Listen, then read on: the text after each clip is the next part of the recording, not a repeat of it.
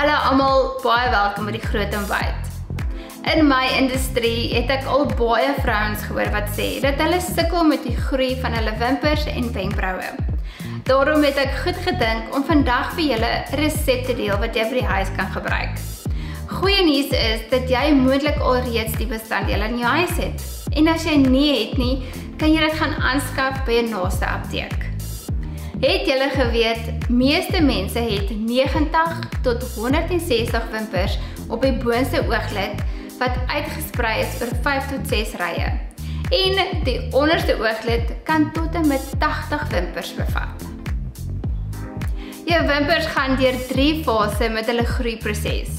Die eerste fase word anagen genoem en dit is waar jou wimpers groei vir 45 dae.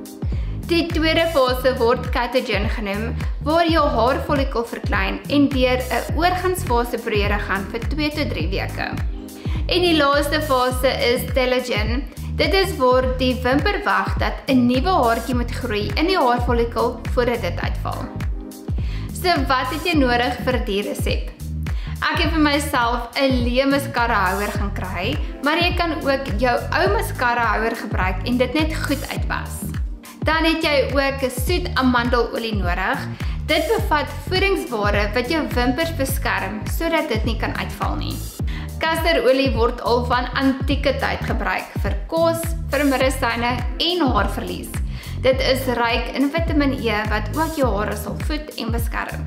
Het julle al gesien hoe mooi lank en gesond die vrouens se hare is in Indië?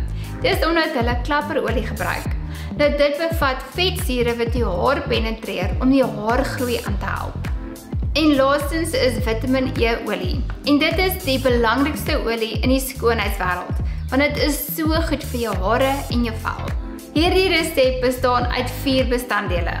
Jy het 'n teelepel kasterolie nodig, 'n teelepel soet amandelolie, 'n halwe teelepel klapperolie en 'n Vitamiin E kapsule. Vir die video het ek my bestanddele gehalveer sodat ek dit in hierdie houer kan insit. Ek dink ook hierdie is 'n baie oulike geskenk om vir 'n vriendin te gee en dit is presies wat ek gaan doen. En nou gaan ons net die bestanddele in die houer gooi. En voilà!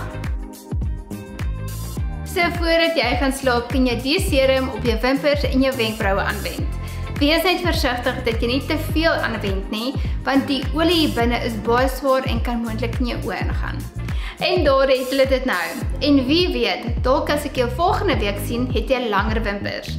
Vir meer raad en inspirasie, gaan volg my gerus op Instagram. Tot volgende week, totsiens.